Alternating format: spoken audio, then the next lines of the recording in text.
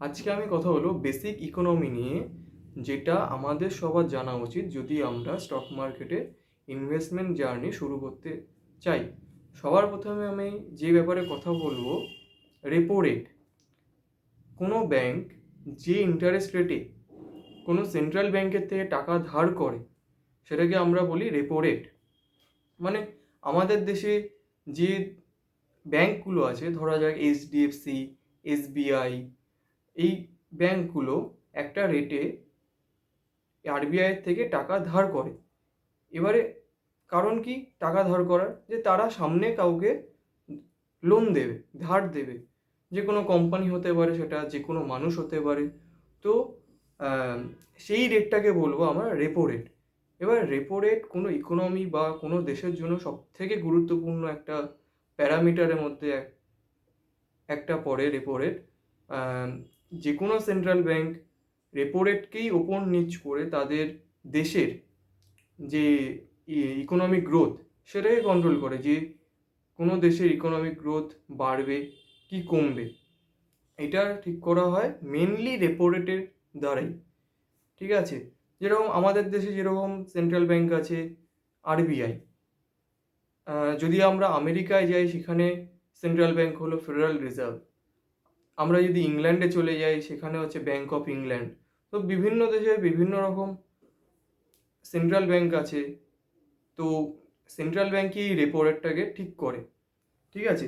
এবারে আম কিভাবে central bank এটাকে ঠিক করে, কিভাবে এটাকে দিয়ে ইকোনমিকে কন্ট্রোল করে কোনো সেন্ট্রাল ব্যাংক, এটা আমরা আরেকটু পরে জানবো। তো এরপরে আরও একটা খুব ইম্পর্ট্যান্ট একটা কম্পোনেন্ট ইকোনমি, সেটার ব্যাপারে আসি, ইনফ্লেশন। ইনফ্লেশন হলো যে রেটে কোনো জিনিসের দাম বাড়ছে সেটাকে আমরা বলি ইনফ্লেশন। ঠিক আছে? মানে ধরা যাক যে আজকে কোনো একটা পেনের দাম 100 টাকা, সেটা কাল 1 বছর পর হয়ে গেল 110 টাকা। সুতরাং 1 বছরের ইনফ্লেশন রেট কত হলো? 110 মাইনাস 100/100, মানে 10% হলো ইনফ্লেশন রেট। ওই দেশের বা ওই পেনের জন্য ইনফ্লেশন রেট হলো 10%। তো ইনফ্লেশন হওয়ার বিভিন্ন কারণ আছে।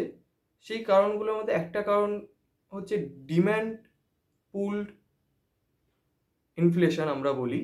তো ডিম্যান্ড পুল ইনফ্লেশনটা কি? যখন কোনো একটা জিনিসের ওপর যে ডিম্যান্ড সেটা বেড়ে যায়। মানে ধরা যাক আজকের দিনে দাঁড়িয়ে একটা শহরে 10টা আম আছে টোটাল। ঠিক আছে? আর 10টা আমের বিক্রেতা আছে 10 জন। তো প্রত্যেকে একটা একটা করে আম নিয়ে গেল আজকে, ধরে নিলাম। আর পরের দিন ধরা যাক যে সেই 10টা আমের জন্যই 20খানা ক্রেতা এলো। তো এটার মানে কি?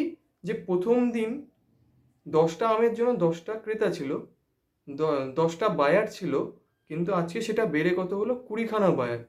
তো খুব স্বাভাবিকভাবে যে সব থেকে বেশি টাকা দিতে রাজি হবে তাকেই বিক্রেতারা বিক্রি করবে সেই আমটা। তো যদি প্রথম দিন 10টা আমের দাম 10 টাকা থাকে আর প্রত্যেকে একটা করে আম পায়, তো পরের দিন যখন আরও ক্রেতার সংখ্যা বেড়ে গেছে, বায়ারের নাম্বার বেড়ে গেছে, তখন খুব স্বাভাবিকভাবে সেই আমের দামটা বাড়তে থাকবে। তো পরের দিন ধরা ওই আমটার দামই হয়ে যাবে কত? 15 টাকা, 20 টাকা। যত বেশি টাকা তারা দিতে রাজি হবে।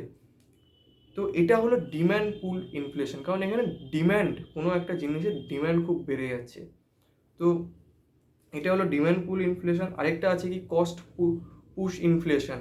এটার মানে কি, যখন কোনো জিনিসের যে বানানোর খরচ সেটা বেড়ে যাচ্ছে, তখন যে বানাচ্ছে, যে ম্যানুফ্যাকচারার ওই জিনিসের, তারা আরও বেশি দামে তারা ওই জিনিসটা বিক্রি করবে। মানে একটা মানুষ যদি আজকে একটা জলের বোতল বিক্রি করে, সেই জলের বোতলের দাম যদি আজকে পড়ে 100 টাকা, আর পরের দিন যদি প্লাস্টিকের দাম বেড়ে যায়, তো খুব স্বাভাবিকভাবে সেই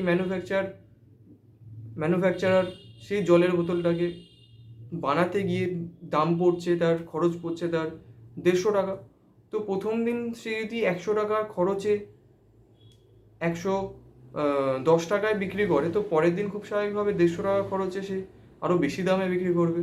তো এই দামের যে বৃদ্ধি, যে 110-এর থেকে 160 টাকা হচ্ছে, সেটাকেই আমরা বলবি কস্ট পুশ ইনফ্লেশন, মানে কস্ট যেটা সেটা পুশ করছে দামটাকে ওপরের দিকে। তো এটা হলো কথা। এবারে ইনফ্লেশন যে কোনো একটা দেশের ক্ষেত্রেই বা যে কোনো একটা ইকোনমির ক্ষেত্রে একটা দুই ধারওয়ালা তরোয়ালের মতন কাজ করে। এবারে এটার কারণটা কি, তো সেটা দেখা যাক। এবার ইনফ্লেশন মেনলি হয় তিন ধরনের। একটা হচ্ছে মডারেট ইনফ্লেশন, যেটা হচ্ছে নর্মাল ইনফ্লেশন। বিভিন্ন দেশের বিভিন্ন রকম মডারেট ইনফ্লেশন থাকে। তো মডারেট ইনফ্লেশনটা কি, এটা হলো যে যখন কোনো একটা ইকোনমিতে ইনফ্লেশন রেট মডারেট লেভেলে আছে, তখন কি হয়, তাদের যে মানুষ, আহ, তারা যে জিনিসটা কিনবে, তারা এটা ভাবে যে আমি যদি আজকে জিনিসটা না কিনি, তো 1 বছর পরে সেই জিনিসের দামটা বেড়ে যাবে। তো তারা গিয়ে সেই জিনিসটা কিনতে এনকারেজ হয়। তো সেই জন্য ইকোনমির যে গ্রোথ সেটা আস্তে আস্তে এগোতে থাকে, মানে আটকে যায় না। তো সেটাকেই আমরা বলি মডারেট ইনফ্লেশন। যদি ইন্ডিয়ার ক্ষেত্রে মডারেট ইনফ্লেশন বলি আমরা, সেটা আরবিআই যেটা মানে সেটা হলো 4 থেকে 6% হলো ইনফ্লেশনটা আরবিআই মডারেট ইনফ্লেশন হবে। কারণ ধরা যাক আজকে যদি কোনো জিনিসের দাম থাকে 100 টাকা, তো আমার কাছে যদি আজকে টাকা থাকে আমি সেই জিনিসটা কিনে নেবো, আমি সেই জিনিসটা ডিলে করবো না। কারণ আমি তখন ভাববো হ্যাঁ পরের বছর যদি আমি এই জিনিসটা কিনি, এই জিনিসটার দাম 106 টাকা হয়ে যাবে। তো এই জিনিসটা, এটা এটাকে বলে মডারেট ইনফ্লেশন। এটা হলো একটা ইনফ্লেশনের টাইপ। এরপরে কি, এরপরে আসে হাই ইনফ্লেশন, যেটা হচ্ছে ইকোনমির জন্য খারাপ। হাই ইনফ্লেশন কখন হবে, যখন আমার যে স্যালারি, আমার যে ইনকাম, সেটা বৃদ্ধির হার ইনফ্লেশনের হারের থেকে কমে যাবে। মানে ধরা যাক যে আমি আজকে 100 টাকা ইনকাম করি, পরের বছর আমি 110 টাকা ইনকাম করব। আর ধরা যাক জিনিসটা আজকের দাম হচ্ছে 100 টাকা, পরের বছরে সেই জিনিসটার দামে 120 টাকা হয়ে গেল। তো আজকের দিনে দাঁড়িয়ে আমি সেই 100 টাকার জিনিসটা কিনতে পারছি, কিন্তু 1 বছর পরে গিয়ে আমি সেই জিনিসটা কিনতে পারছি না, কারণ আমার ইনকাম আসছে 110 টাকা আর জিনিসটার দাম হয়ে যাচ্ছে 120 টাকা। কারণ এক্ষেত্রে কি হয়, মানুষের যে পারচেজিং পাওয়ার সেটা কমে যায়। আমার, কারণ আমি যে বললাম যে 110 টাকা আমার আজকে ইনকাম হয়েছে 1 বছর পরে, তো আর তার এগেনস্টে আমার জিনিসটার দাম পড়ছে 120 টাকা, সুতরাং আমি দোকানে গিয়ে সেই জিনিসটা কিনতে পারবো না। মানে কি, আমার কেনার ক্ষমতা কমে গেল। তো সেটা হচ্ছে হাই ইনফ্লেশন এনভায়রনমেন্ট বলে সাধারণত। তো ইন্ডিয়ার ক্ষেত্রে সেটা 6%-এর বেশি হয়। হাই ইনফ্লেশনের ক্ষেত্রে কি হয়, ইকোনমিক গ্রোথ কমে যায়, কারণ মানুষ কিছু কিনতে পারে না, ইকোনমিক যে গ্রোথ সেটা হ্যাম্পার হয়। তো সেই জন্য হাই ইনফ্লেশন যে কোনো ইকোনমির জন্য খারাপ। আবার লো ইনফ্লেশনও খারাপ। কেন খারাপ, কারণ আজকে ধরুন একটা জিনিসের দাম 100 টাকা। এবার আমি যদি মনে করি, আমি যদি এটা ভাবি, বা দেশে যদি ইনফ্লেশন রেট কমতে থাকে, যে ধরা যাক জিনিসের দাম কমছে, তো আমি কী করবো, আমি বলবো যে ভাই আমি পরের বছর কিনবো সেই জিনিসটা। কি মানে আজকে যদি কোনো একটা জিনিসের দাম থেকে 100 টাকা, পরের বছর সেই জিনিসটাকে 90 টাকা হয়, তো আর আমি যদি মনে করি হ্যাঁ পরের বছর জিনিসটার দাম 90 টাকাই হবে, এটা যদি ভাবি, তাহলে আমি পরের বছর কিনবো, এই বছর কিনবো না।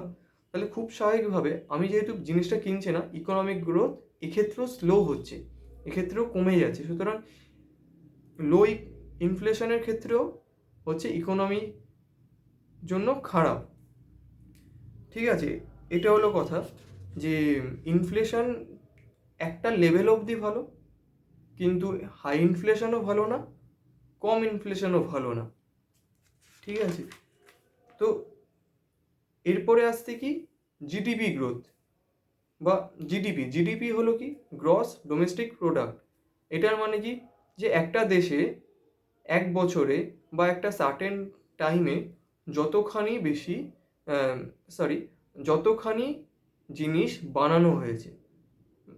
জিডিপির যদি আমরা সূত্র বলি বা জিডিপি আমরা কীভাবে ক্যালকুলেট করি, সেটা হলো কনজামশন, মানে যেটা আমি কনজিউম করছি সেটা, টোটাল দেশে যতখানি কনজিউম হচ্ছে সেটা, প্লাস ইনভেস্টমেন্ট, ঠিক আছে, প্লাস গভর্নমেন্ট এক্সপেন্ডিচার, মানে যেটা সরকার খরচ করছে, প্লাস হচ্ছে এক্সপোর্ট মাইনাস ইম্পোর্ট, এটা হলো গ্রস ডোমেস্টিক প্রোডাক্ট। এটার মানে কি, যে একটা দেশে একটা বছরে বা একটা সময়ের মধ্যে কতখানি বা কত ভ্যালুর জিনিস তৈরি হচ্ছে, সেটাকে আমরা বলি হচ্ছে জিডিপি দিয়ে। এবারে যদি আমরা দেখি জিডিপির মধ্যে ইনফ্লেশন রেটটা এক কখনোই থাকে না। মানে আমি বলতে চাইছি কি, যে ধরা যাক আজকে একটা কোম্পানি 10খানা পেন ম্যানুফ্যাকচার করেছে, ঠিক আছে, আর পরের বছর 11খানা পেন ম্যানুফ্যাকচার করে, তো জিডিপির যে গ্রোথ হবে সেটা 10% হবে। যদি এটাও হয় যে আজকে 10খানা পেন 10 টাকায় ম্যানুফ্যাকচার করেছে, মানে 100 টাকার ম্যানুফ্যাকচারিং করেছে এই বছর, পরের বছর ম্যানুফ্যাকচারিং করেছে 11টা পেন 11 টাকায়, মানে 121 টাকা টোটাল ভ্যালু হলো পেনের। তার মানে জিডিপি গ্রোথ 21% হবে এটা না। সেক্ষেত্রেও জিনিসের দাম যদি বেরো যায়, মানে ইনফ্লেশন যদি থাকে, সেক্ষেত্রেও আমার যেটা জিডিপি গ্রোথ হবে সেটা হচ্ছে 11-10/10, মানে 10% জিডিপির গ্রোথ হচ্ছে। জিডিপিতে কখনোই ইনফ্লেশনের যে নাম্বার সেটা অ্যাড করা থাকে না, ঠিক আছে। জিডিপি শুধুমাত্র হয় ভলিউমের ওপর, মানে কত ভলিউম একটা দেশ জেনারেট করছে মেনলি, এটাকে বলি আমরা জিডিপি, ঠিক আছে। এবারে জিডিপি যখন বাড়ে বা কমে, সেক্ষেত্রে মানে জিডিপির যে গ্রোথ, মানে একটা বছর থেকে আরেকটা বছর কত বেশি জিডিপি বাড়ছে, সেটাকে আমরা বলবো জিডিপির গ্রোথ। তো এবার আমরা আসি যে কিভাবে আরবিআই বা যে কোনো সেন্ট্রাল ব্যাংক এই জিডিপির গ্রোথ রেটটাকে কন্ট্রোল করে রেপো রেট দিয়ে, বা পুরো ইকোনমি যে কন্ট্রোল করে রেপো রেট দিয়ে। এবার ধরা যাক এটা হলো একটা করোনার টাইমে ফিরে যাওয়া যাক। মানে আজকে ধরুন 2022 সালের মার্চ, লকডাউন হয়ে গেছে, সব দোকান বন্ধ, সব ফ্যাক্টরি বন্ধ হয়ে গেছে, মানুষের কাছে টাকা নেই। তো আরবিআই তখন যদি ফিরে যান, কি করলো, রেপো রেট কমিয়ে দিল। রেপো রেট কমানোতে কি হলো, যে আজকে আমি যে ধার নেব, আজকে ধরা যাক আমি 100 টাকার ধার নিতে চাই কোনো ব্যাংকের থেকে, আর আমি তার এগেনস্টে যে ইন্টারেস্ট পাচ্ছি সেটা হলো 10%। তো আমি 100 টাকা, আমাকে 10 টাকা ইন্টারেস্ট দিতে হবে। এবার আরবিআই যখন রেপো রেট কমাতে থাকে, আরবিআই ধরা যাক একটা ব্যাংকে, এইচডিএফসি ব্যাংকে 2%, 5%-এ দিচ্ছিল 2020 জানুয়ারিতে, ঠিক আছে, 5% দিয়েছিল। তো এইচডিএফসি ব্যাংক সেই টাকাটাই লোনে দিচ্ছে 10%, আর মাঝখানে যে 10-5 সেই টাকাটা এইচডিএফসি ব্যাংক নিজের কাছে রেখে দিচ্ছে প্রফিট হিসাবে। তো এবার দেখা যাক যে 2020-তে যখন মার্চে আরবিআই যখন রেপো রেটটা কমিয়ে দিল, তখন কি হলো, তখন সেই 5%-এ ধরা যাক 2% করে দিল রেপো রেট। তো এইচডিএফসি ব্যাংকে সেই 5% কামাতে গেলেই কত টাকা লেন্ড করতে হবে, কত টাকার লোন, কত পার্সেন্টে লোন দিতে হবে, 7%, ঠিক আছে। আরবিআই 5 থেকে 2 করেছে রেপো রেট, এইচডিএফসি ব্যাংক 2%-এ আরবিআইয়ের থেকে বাড়ছে, আর এইচডিএফসি আবার 5%-এ যে মার্জিনে সেই টাকাটাকেই লেন্ড করে দিল অন্য কাউকে, অন্য কোনো কোম্পানি হোক, মানুষ হোক, তাকেই, ঠিক আছে। তো যদি আমি আজকে 100 টাকার একটা লোন নিতে চাই এইচডিএফসির থেকে, সেখানে আমি পাচ্ছিলাম কত, 10%-এ। তো আমি যখন রেপো রেট কাট হয়ে, তখন আমি কি দেখব, যে আমি সেই 100 টাকাটাই পাচ্ছি আমি 7%-এ। তো আমি এইচডিএফসির কাছে যাব, বলবো যে হ্যাঁ আমাকে লোন দিন। তো এইচডিএফসিও আমাকে লোন দিয়ে দিল, ঠিক আছে। তো আমি যেহেতু কম দামে লোন পেয়েছি, আমি আরও এনকারেজ হলাম লোন নেওয়ার জন্য। এবার লোন নিয়ে আমায় কিছু তো একটা কিনতে হবে। এবার ধরা যাক আমি পাশেই একটা গাড়ির শোরুম আছে, তো আমি গাড়ির শোরুমে গিয়ে আমি একটা গাড়ি কিনে নিলাম বা অন্য কিছু করলাম। এরকমভাবেই যদি আমরা দেখি যে কোনো কোম্পানিও কম ইন্টারেস্টে লোন পেলো, তো তারাও লোন নেবে। এবারে আমি যখন একটা গাড়ির শোরুমে যাচ্ছি, তখন কি হচ্ছে, সেখানে ডিম্যান্ড আসছে, তাই না, যে গাড়ি আরও লাগবে। তো যেটা এতদিন আসছিল না, যে করোনায় লকডাউন হয়ে গেছে, ইন্টারেস্ট রেটও হাই, তো আমি ইন্টারেস্ট ওই ইন্টারেস্টে আমি লোন নিলাম না। তো কি, যদি না কমাতো তাহলে কি হতো, তাহলে আরও লোন মানুষ কম নিত, ইকোনমি যে সাইকেল সেটা কম চলতো। ঠিক আছে, তো যেহেতু রেপো রেট কমিয়ে দিল, সেহেতু কি হলো, যে আমি ব্যাংকের থেকেও লোন নিলাম, আমি গিয়ে একটা গাড়ি কিনলাম। এবারে গাড়ির যে ডিলার, সে ওই কোম্পানিকে বলবে যে হ্যাঁ আমাদের কাছে আরও বেশি গাড়ি দরকার। তো আবার ওই কোম্পানি আবার আরও 10জন লেবার যোগ করে আরও 10টা গাড়ি ওই ডিলারকে সাপ্লাই দেবে। আবার ওই কোম্পানি ওই কম্পোনেন্টগুলো কোনো একটা কোম্পানি থেকে কিনবে।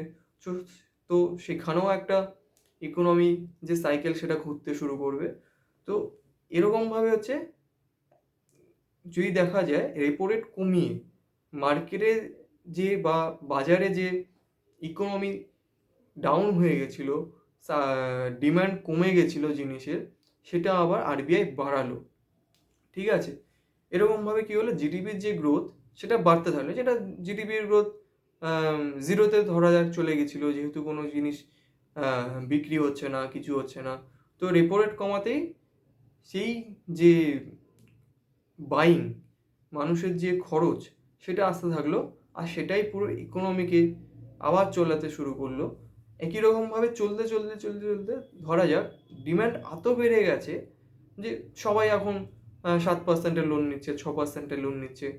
তো ডিম্যান্ড এত বেড়ে গেছে যে ইনফ্লেশন, মানে যেটা আমরা আগে পড়লাম যে ডিম্যান্ড পুল ইনফ্লেশন, তো ডিম্যান্ড বেড়ে যাওয়ার জন্য জিনিসের দাম বাড়তে শুরু করলো। তাহলে জিনিসের দাম যদি বাড়তে শুরু করে, সেক্ষেত্রে কী হবে, হাই ইনফ্লেশন এনভায়রনমেন্টে আবার আমরা চলে আসবো। বা হাই ইনফ্লেশন এনভায়রনমেন্টে যদি আমরা চলে আসি, সেক্ষেত্রে আমাদের কী হবে, ইকোনমির যে গ্রোথ সেটা আবার কমতে শুরু করবে, যেহেতু মানুষ আর কিনতে পারছে না, এত ইনফ্লেশন। তো সেক্ষেত্রে কী করতে হবে, গ্রোথ কমাতে হবে, ডিম্যান্ড কমাতে হবে। তো আরবিআই কী করবে, এই রেপো রেটটাকে আস্তে আস্তে আবার বাড়াতে শুরু করবে। 2%-এ করে দিয়েছিল, সেটা আবার আস্তে আস্তে আস্তে আস্তে 3%, 4% এরকমভাবে বাড়তে থাকবে, যতদিন না ইনফ্লেশনটা কমতে থাকে। ইনফ্লেশন যখনই রেট বাড়তে থাকবে, তত বেশি কম মানুষ লোন নেবে, তত বেশি কম কোম্পানি লোন নেবে। তো আবার যে মার্কেটের ডিম্যান্ড সেটা কমতে থাকবে, তো ইনফ্লেশন রেট আবার কমতে থাকবে। তো এরকমভাবেই আবার যদি আমরা দেখি ইনফ্লেশন রেট, যেটা 2022 নাগাদ হয়েছিল, তো আরবিআই হোক, সেটা ফেডারেল রিজার্ভ হোক, সবাই ইন্টারেস্ট রেট বাড়িয়ে দিয়েছিল। আর এরকমভাবে আস্তে আস্তে ইনফ্লেশন রেট আবার আস্তে আস্তে আস্তে আস্তে কমতে শুরু করেছে, যেহেতু মার্কেটে ডিম্যান্ড কমে গেছে।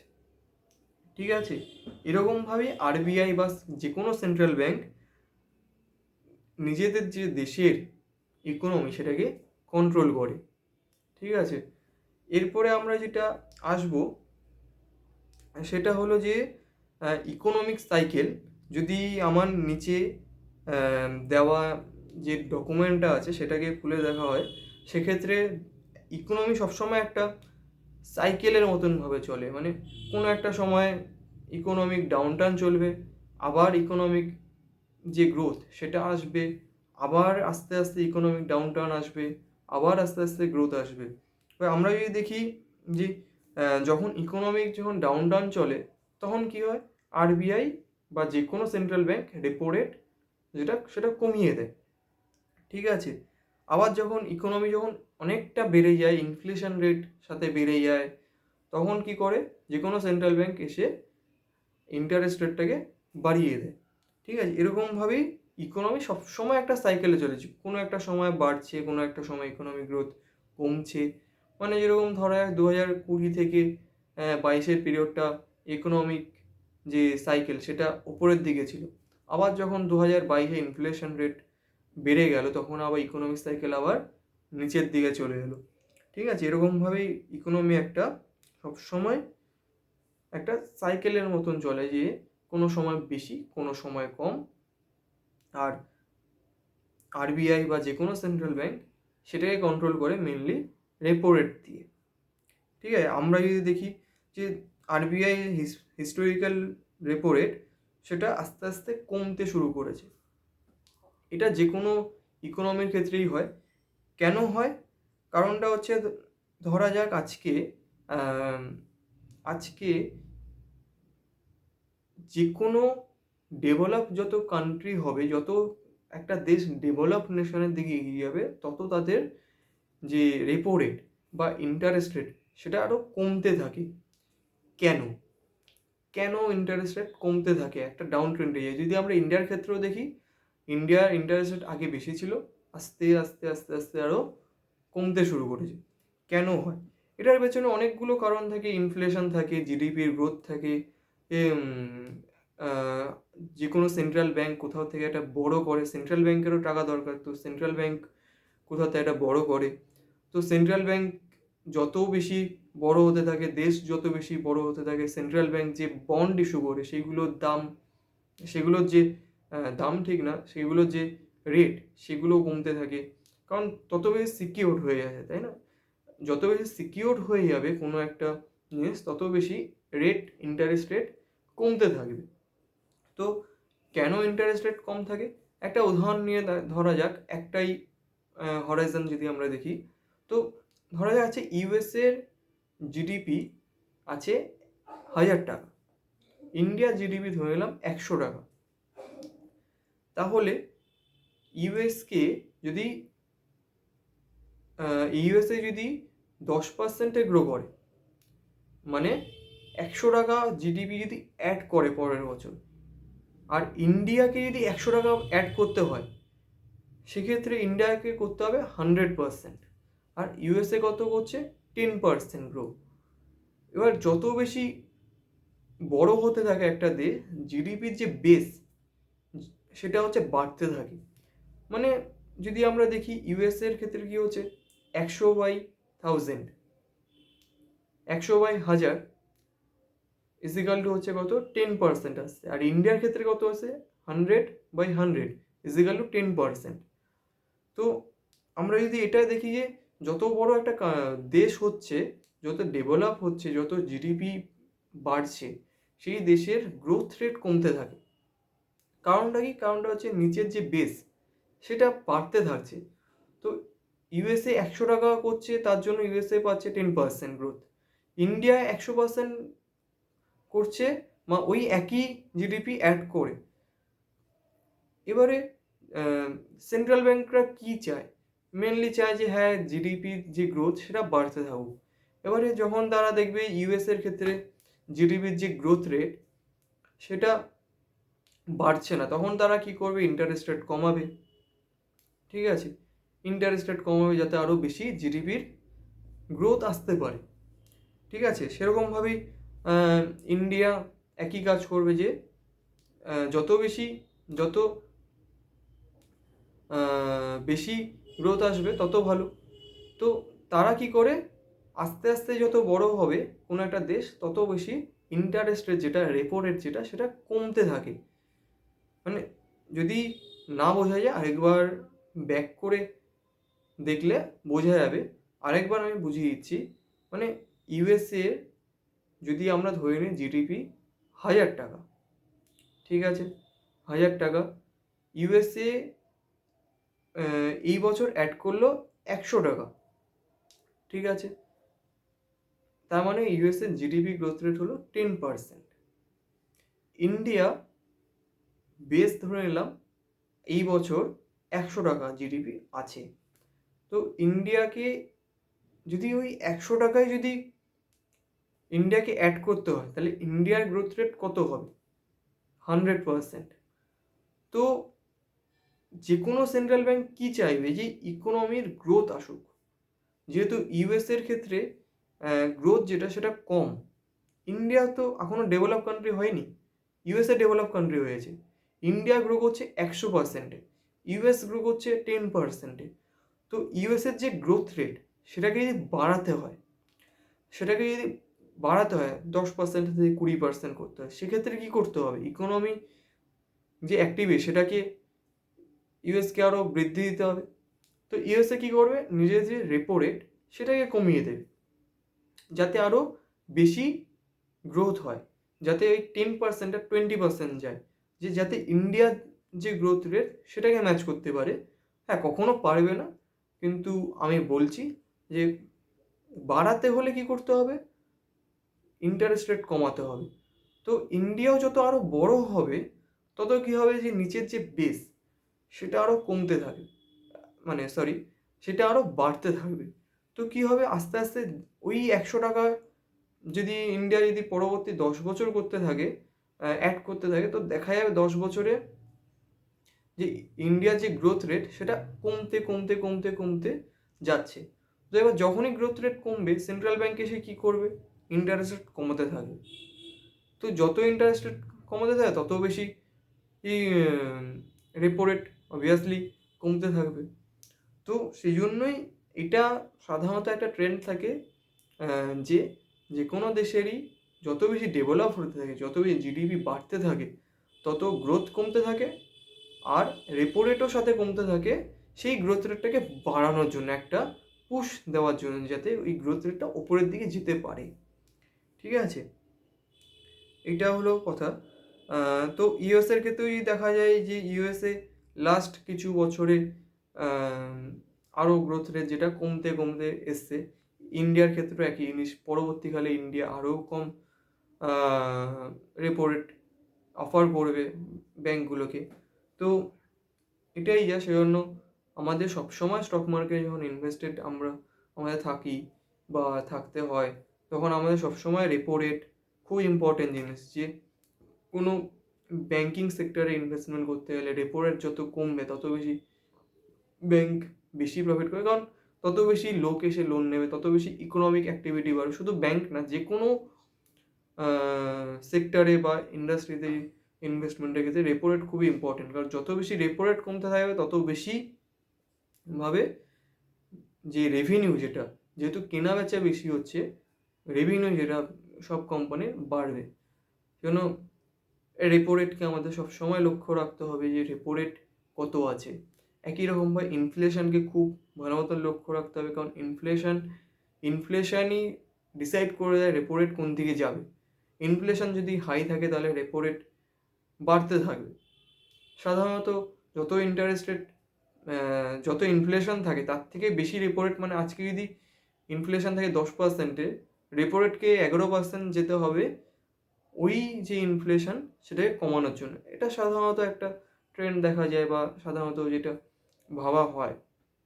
ঠিক আছে, তো একই রকমভাবে ইনফ্লেশনটা খুব ইম্পর্ট্যান্ট আমাদের জন্য, যে যত বেশি ইনফ্লেশন হয় তত আমাদের মানে কশন নিয়ে চলতে হবে, যে পরবর্তী টাইম একটু কঠিন হতে চলেছে। যত বেশি কম ইনফ্লেশন হবে তত কী হবে, রেপো রেট কমতে থাকবে। রেপো রেট কমতে থাকলে কোম্পানির যে রেভিনিউ সেগুলো বাড়বে, কারণ মানুষ আরও বেশি বাই সেল করবে। তো এটা হলো কথা। তো এটাই আজকে এই অবধিই থাক। পরের দিন আমরা আরও কোম্পানির যে বিভিন্ন কীভাবে একটা কোম্পানি ছোট থেকে বড় হয়, কোম্পানির যে অ্যানালিসিস করার জন্য যে বিভিন্ন টার্ম, যেরকম মার্কেট ক্যাপ, যেরকম রেভিনিউ, আরওই, ডিভিডেন্ড, এগুলো বিভিন্ন জিনিসগুলো আমরা আস্তে আস্তে শিখব। বিভিন্ন কোম্পানি অ্যানালিসিস কীভাবে করতে হয় সেগুলো আমরা আস্তে আস্তে জানবো। তো আজকে এই অবধিই থাক। মোটামুটি স্টক মার্কেট টিকে থাকতে গেলে একটুখানি ইকোনমি বেসিক লেভেলে জানা দরকার। আরও অনেক কিছু আছে, সেগুলো পরবর্তীকালে আরও জানা যাবে। তো এই অবধি আজকে। Thank you.